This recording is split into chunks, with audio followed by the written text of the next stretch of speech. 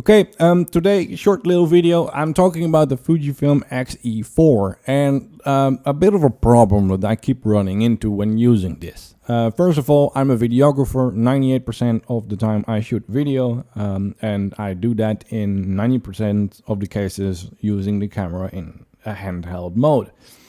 So if that is not the type of use case for you, then this is probably not going to be an issue for you, but it is for me.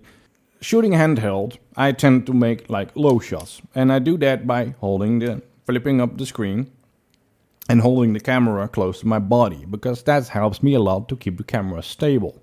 Because again, the sensor isn't stabilized, so you have to do it with other matters, use a gimbal, or when shooting handheld, as much contact points and as little movement as possible. And what happens when I get a bit too close, or I have a piece of clothing that gets a bit too close to the eyepiece, it thinks it is being used as such. Yeah, it flips the screen upside down and it requires me to move the camera further away from my body than where it initially triggered in order for me to flip it back to normal orientation. That is not an ideal type of situation for shooting, of course.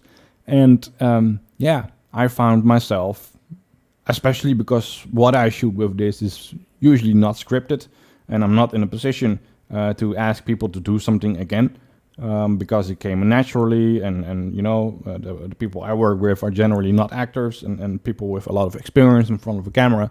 So yeah, you can imagine that shot usually ends up going into the trash.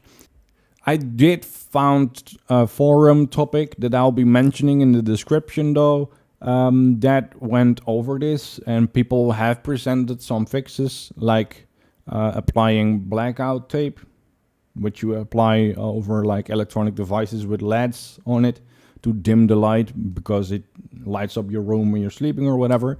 They have found that to be a solution. I ordered that myself to see if that is indeed a solution. I'll leave a comment in the description if I find myself that being a solution. But regardless, yeah, that is for me, for my type of use case scenario of this camera, a big problem.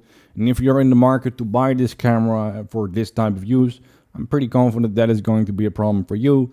So that's why I wanted to make this video to inform you on that, because despite all the reviews out there, nobody seems to mention this at all.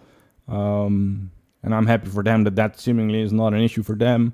But again, for my type of use case, it is terrible. And if I was on time to return the camera, despite me loving it as much as I do, because I love the colors, I love the look out of it, I love the way it looks itself, etc., I would have definitely returned it. So yeah,